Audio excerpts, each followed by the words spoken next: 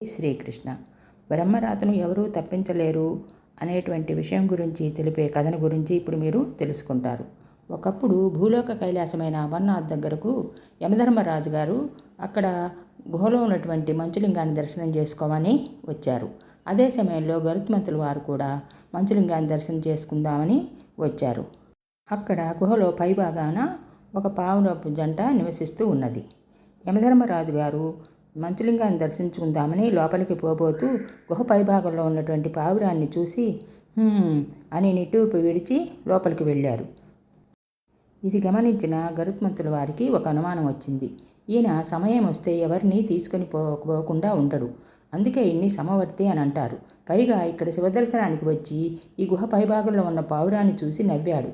ఇక్కడ ఉంటే పావురం ప్రాణం తీస్తాడు, కాబట్టి ఈ పావురాన్ని రక్షించాలి అని అనుకున్నాడట గరుత్మంతుడు.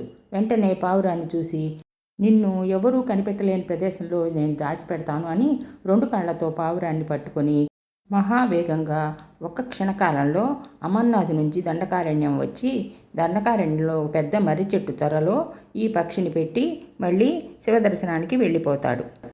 ఈయన అక్కడికి వెళ్ళే సమయానికి యముడు శివుడిని దర్శించి బయటికి వచ్చాడు. రాగానే మళ్ళీ పైకి చూశాడు.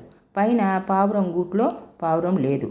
గరుడా, ఇందాక ఇక్కడ ఒక పావురం ఉండాలే, ఇక్కడ లేదే అని అడిగాడట గరుత్మంతుని.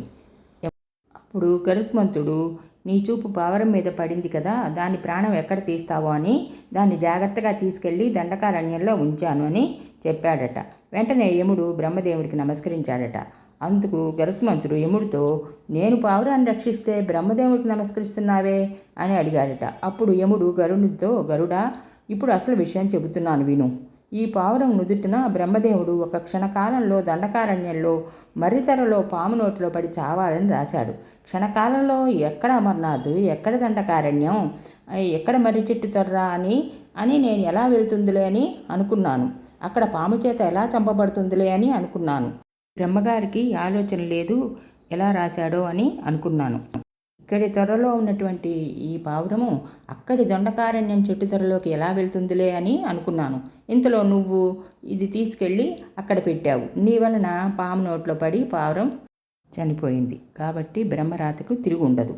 ఆయు తీరితే ఎవరు కూడా ఆపలేరు అని యమధర్మరాజు వారు గరుత్మంతులతో చెప్పారు.